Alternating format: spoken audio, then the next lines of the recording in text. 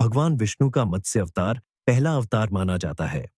इस अवतार में उन्होंने एक विशाल मछली का रूप धारण किया था। सत्ययुग में सत्यव्रत नाम के एक धर्मपरायण राजा थे, जो भगवान विष्णु के बड़े भक्त थे। एक दिन जब वे नदी में स्नान कर रहे थे, तभी उनके हाथों में एक छोटी सी मछली आ गई। जब राजा उसे वापस नदी में छोड़ने लगे, तो वह मछली मनुष्य की वाणी में बोलने लगी, हे राजन, मुझे बड़ी मछलियां खा लेंगी, कृपया मेरी रक्षा करें।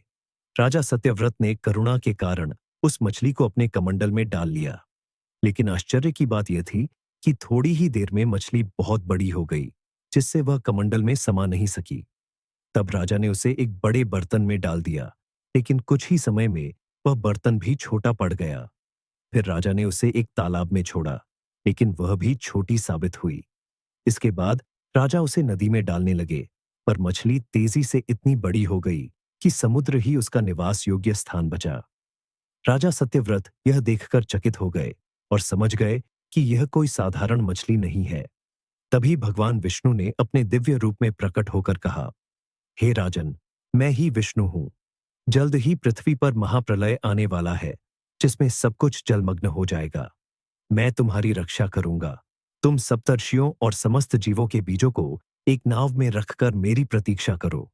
जब प्रलय आएगा, तब मैं तुम्हारी रक्षा करूंगा। भगवान विष्णु की भविष्यवाणी सत्य हुई। कुछ ही समय में भयंकर प्रलय आया और पूरा संसार जल में डूब गया। तब राजा सत्यव्रत ने एक बड़ी नाव तैयार की और उसमें सप्तर्षियों, जीव जंतुओं और अनाज के बीजों को रख लिया।